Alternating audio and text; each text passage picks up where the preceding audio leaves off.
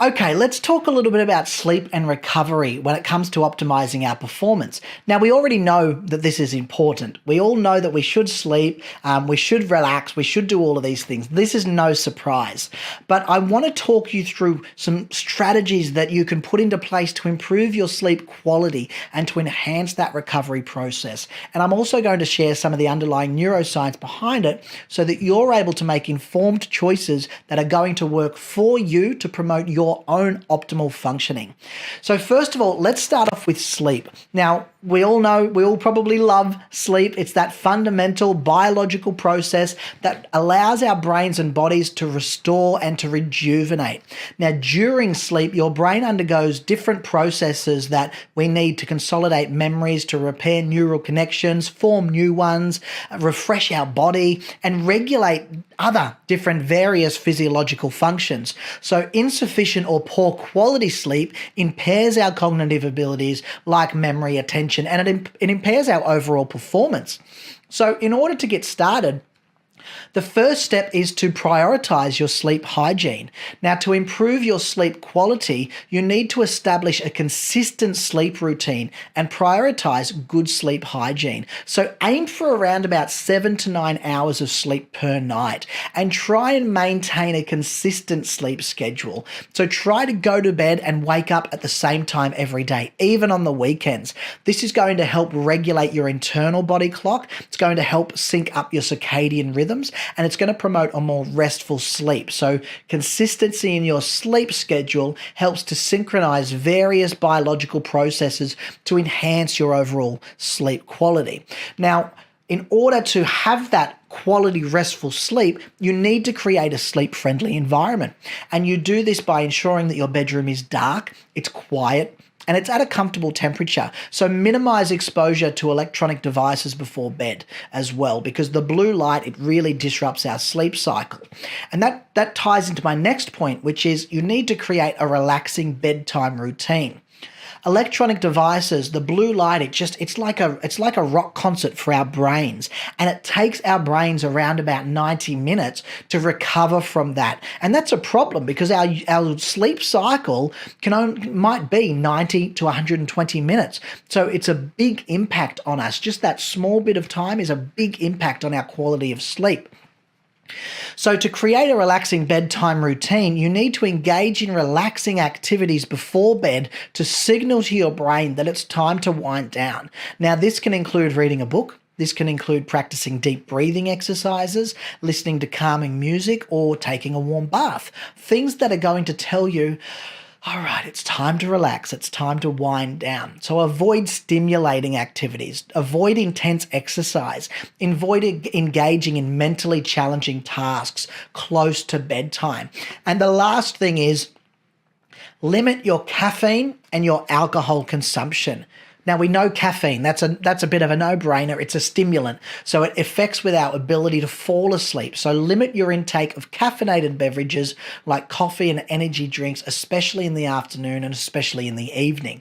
Now, additionally, while alcohol can make you feel drowsy, we might think, well, I need to drink to go to sleep. It's not great at keeping you asleep. So it can actually disrupt your sleep architecture, which leads to poor quality sleep. So avoid trying to use alcohol as a way to help yourself fall asleep because it will make you drowsy, but it won't keep you asleep.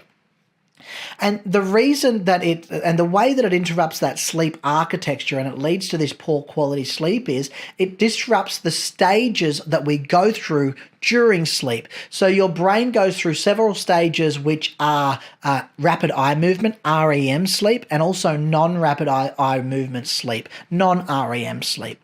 And it starts out with that non-REM sleep, which is divided into 3 different stages. And that third stage is deep sleep, which then leads into that REM sleep. And I'll explain the difference between them right now.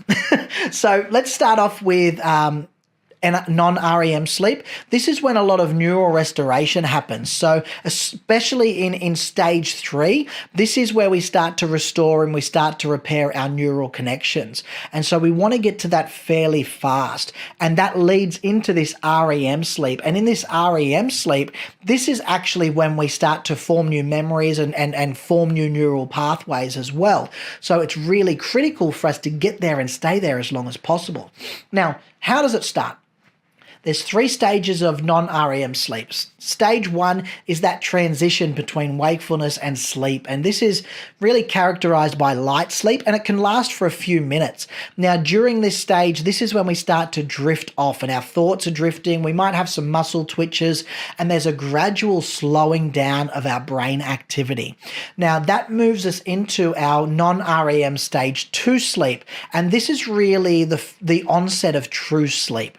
This is a deeper stage than stage 1, and it makes up a significant portion of the sleep cycle. So during this stage, this is when your brain waves continue to slow down and your body further relaxes. So you might experience brief bursts of brain activity, which we call sleep spindles, and slow wave activity as well.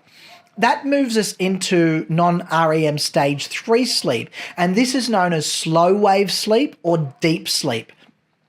And this is the stage where your brain waves and your neural rhythms significantly slow down and your body experiences its most profound state of relaxation.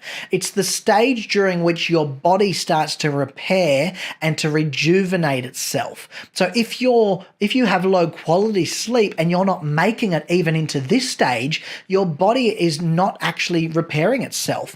Deep sleep is crucial for this physical restoration, for hormone regulation, and also for immune system functioning. So it's crucial that we get to this stage and we repeat this as much as possible.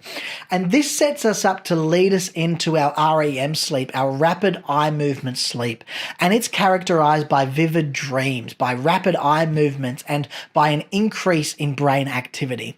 So this is the stage where most of our dreaming occurs. And during REM sleep, your body's muscles, they actually become temporarily paralyzed. And this is known as REM atonia. And this prevents us from acting out our dreams. So isn't that funny? We actually shut off that bit of our brain that stops us from acting out our dreams. Otherwise, well, I'm not going to think about what you're dreaming about, but I'll leave it up to you.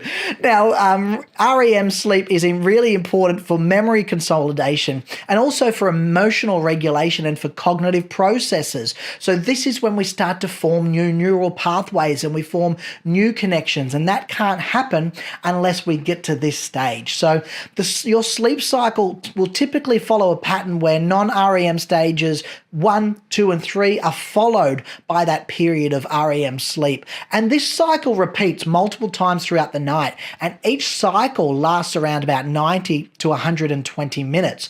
And as the night progresses, the duration of that REM sleep, where we're consolidating memories and building new pathways, it tends to increase, while the amount of deep sleep decreases. So we need to make sure that we're letting ourselves fall asleep properly and that we're letting ourselves stay asleep and getting that really good quality sleep so that we can clear out all of that metabolic waste, so that we can enhance our neural plasticity, so that we can strengthen our neural circuits. And that's going to support your overall brain health, your brain performance, and it's going to optimize your cognitive functioning as well. So let's move on to the importance of recovery for performance. And recovery is that process of restoring and rejuvenating the brain and the body after periods of exertion or stress. And it plays a really vital role in maintaining optimal brain performance and overall well-being. And it's different again from when it happens in sleep. So I want to talk to you about how we can start to recover our brains and our bodies on a day-to-day basis while we're awake. The first thing is practice active recovery. So this means that you should be engaging in activities that promote relaxation and reduce stress. This could be gentle stretching, it could be yoga, mindfulness meditation, or even deep breathing exercises. And active recovery techniques help to calm the nervous system, and they help to promote a state of relaxation. And this allows your brain and your body to recharge, and it's really, really important. The second thing is to prioritize restful breaks. So incorporate these short breaks into your day to give your brain and give your body a chance to recharge. During those breaks, there's things that you can do to bring you joy and to help you unwind. Go for a walk, listen to music, do a hobby, do something that you love and that lights you up and that makes you feel at peace. By allowing your mind to rest, you're allowing yourself to have an opportunity to recover from that mental exertion and replenish its cognitive resources. These aren't unlimited. You can experience strain and fatigue. So take these short breaks to give yourself that boost. Great way to do this throughout the day is to practice stress management. The reason is chronic stress has a really detrimental effect on our brain function, and it really gets in the way of our recovery, because chronic stress pumps all of this cortisol all around your body, and that cortisol is basically putting you into fight or flight mode non-stop, and it doesn't allow you to return to baseline and to actually be in that state of relaxation. It stops that from happening. So you can implement different stress management techniques throughout the day: deep breathing, meditation, journaling, all of these things to help reduce stress levels. And this activates the relaxation response, it promotes a state of calm, and it facilitates that recovery process as well. The last thing that's really important for recovery is proper nutrition. Ensuring proper nutrition plays a vital role in supporting brain recovery. So look at a balanced diet which is rich in whole foods and fruits and vegetables and lean proteins and healthy fats. We will talk about all of that in another video, but these nutrients here are essential building blocks for brain cell repair and regeneration. We need the right chemicals to be able to do these things. And another thing is water. Stay hydrated by drinking an adequate amount of water throughout the day, because dehydration, it negatively impacts your entire cognitive function. Now, why is recovery important? Well, during these periods of exertion or stress, your brain actually undergoes changes that deplete its energy reserve, and it produces metabolic waste products. I was going to give a really nasty analogy just there, but I'm going to save it. But it's basically your brain is creating this metabolic waste that it needs to get rid of. And recovery processes like restful breaks and stress management, these help to restore energy levels, and they help to remove these waste products as well. So this means that your brain can replenish its resources, and it can repair any cellular damage and optimize its functioning. So we need to prioritize sleep. We need to incorporate effective recovery strategies into your daily routine. And that means creating an environment that supports this optimal performance. So I want to ask you, and here's your activity and your challenge to do today. Pick at least one thing off one of those lists. Pick at least one thing off the sleep list that I've given you, and pick at least one thing off the recovery list that I've given you as well. And go and implement it today. Go and make the change today so that you can start to put yourself in front, so that you can get better memory consolidation, better neural restoration, and better overall performance. And so that for you need to make these informed choices so that you can take those proactive steps to improving your brain health and improving your brain performance as well. That's all for today. Bye now.